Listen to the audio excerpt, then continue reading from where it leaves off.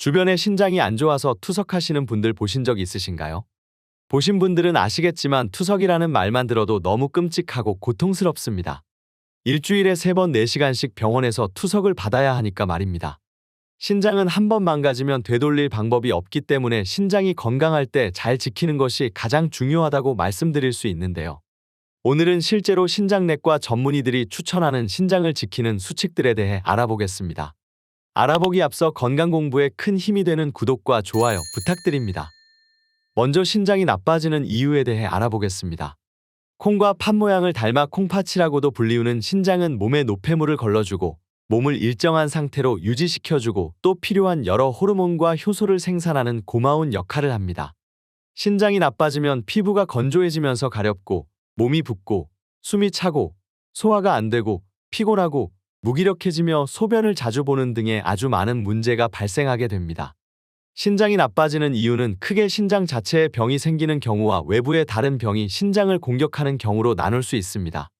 신장 자체에 생기는 병 중 가장 대표적인 병에는 신장 안에 있는 조직인 사구체가 손상되는 사구체 신염과 유전성 신장 질환인 다낭신 등이 있고, 외부에서 콩팥을 공격하는 대표적인 병은 당뇨병과 고혈압이 있습니다.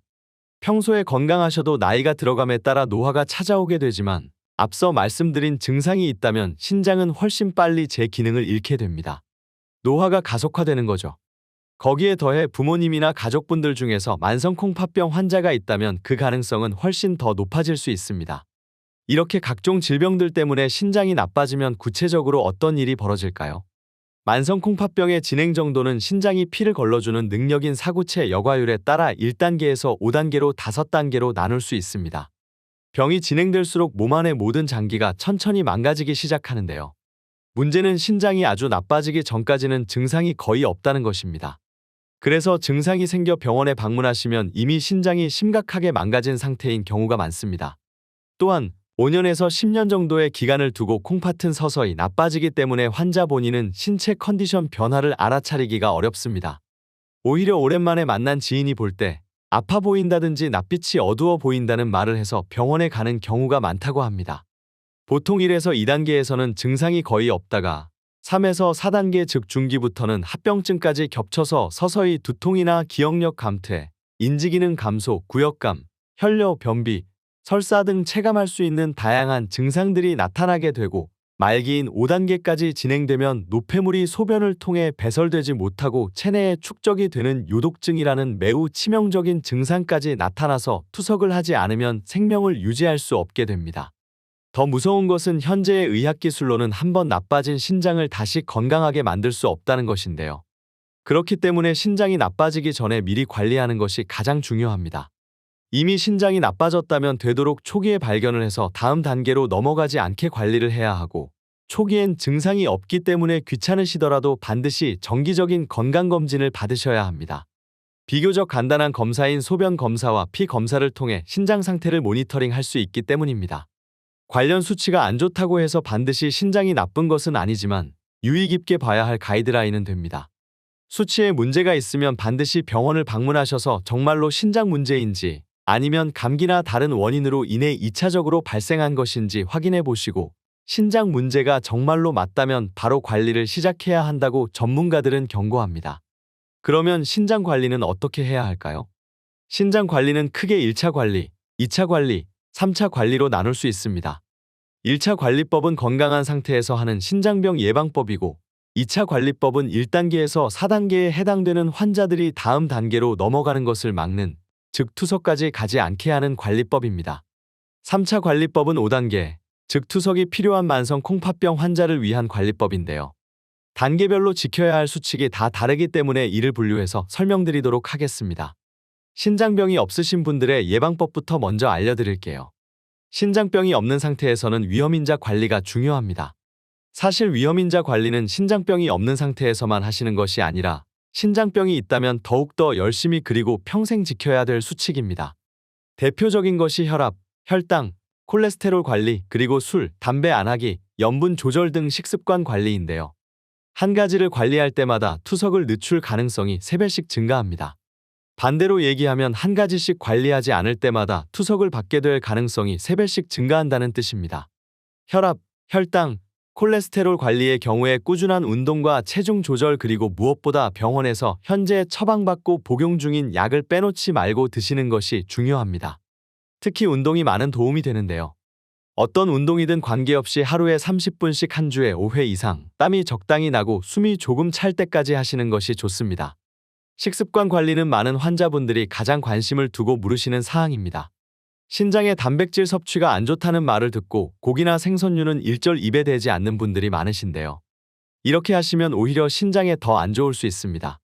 최소한 몸무게 1kg당 0.6에서 0.8g 정도는 섭취해야만 몸에 필요한 단백질을 공급받을 수 있고 근손실도 막을 수 있습니다. 그램 단위로는 머리 아파서 못 먹겠다 하시는 분들을 위해서 실제 식사로 예를 들어 드리겠습니다.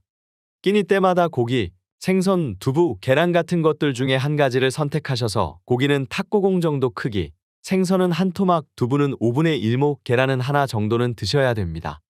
단백질을 너무 많이 장기간 섭취하는 경우에 콩팥에 과여과가 일어나 무리를 줄 수 있어서 몸무게 1kg당 단백질 2g 이상 넘는 고단백 식사는 권장하지 않습니다.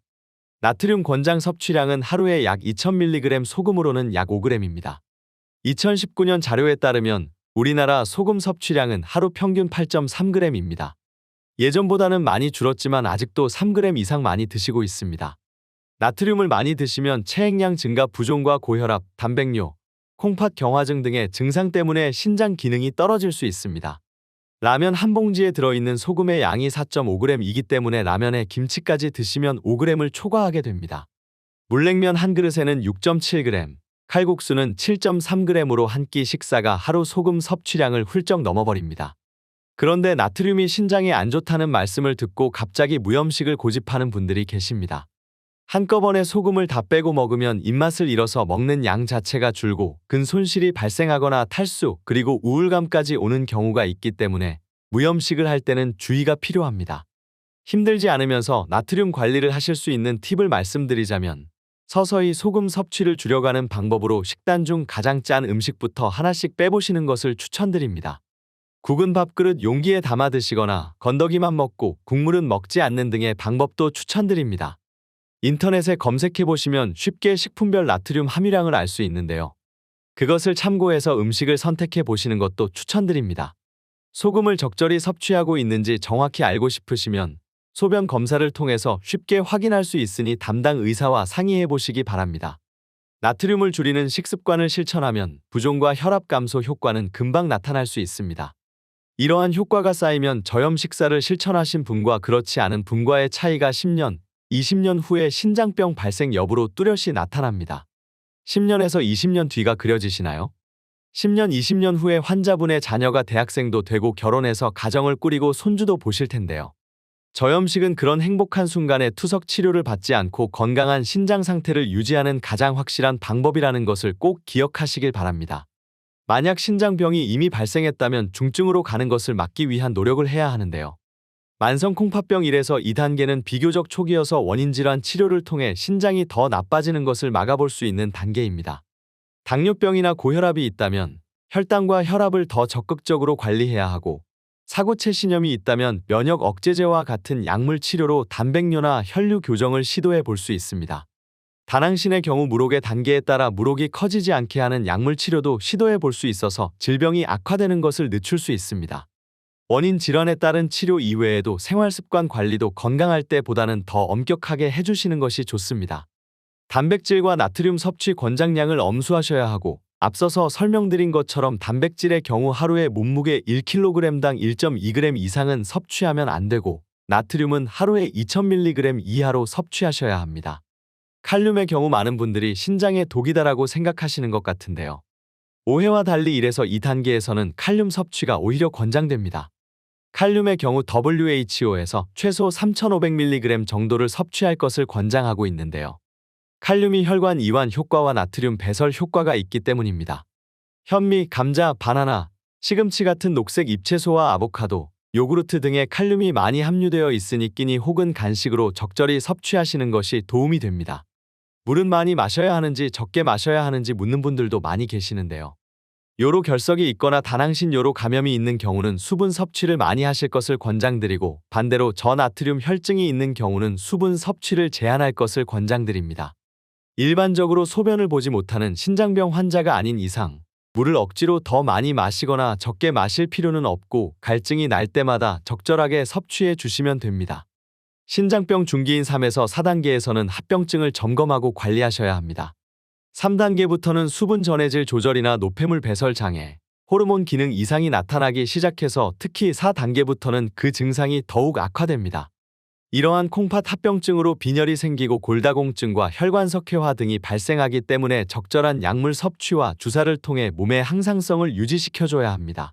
식습관도 더더욱 엄격하게 관리하셔야 하는데요.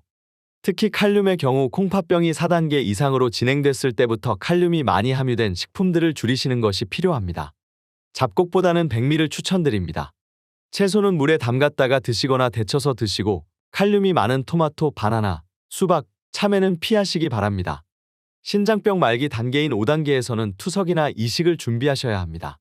이식을 받는 경우가 아닌 대부분의 경우에 투석을 시작하게 되면 평생 지속해야 합니다. 보통 일이 아니죠. 투석을 받아야 하는 분들의 스트레스 레벨이 암이나 가족을 잃은 정도라는 연구 결과도 있으니까요. 하지만 투석은 끝이 아니라 새로운 생활 방식의 시작입니다. 투석 치료가 불편할 수는 있지만 투석을 이해하고 치료를 잘 따라오신다면 요독 증상을 벗어날 수 있기 때문에 최대한 긍정적인 마음으로 치료를 받으셨으면 좋겠습니다. 생체 혹은 뇌사자 이식의 기회가 있다면 그것도 아주 다행인 기회입니다. 이식받은 콩팥은 콩팥의 모든 기능을 다 할 수 있기 때문입니다. 다만 이식이 원래의 콩팥병을 치료하는 것이 아니라 콩팥 기능을 올려주는 치료이기 때문에 콩팥병 관리는 꾸준히 유지해야 합니다. 오늘 알려드린 신장관리 수칙을 잘 숙지하셔서 오래도록 건강하고 행복한 삶을 누리시길 기원합니다. 오늘은 아쉽지만 여기까지입니다. 오늘 영상이 도움이 되셨다면 구독과 좋아요 꼭 눌러주시고 영상 보시고 궁금한 점이 생기셨다면 댓글을 남겨주세요. 저는 더욱 유익한 영상으로 다시 찾아뵙겠습니다. 감사합니다. 건강하세요.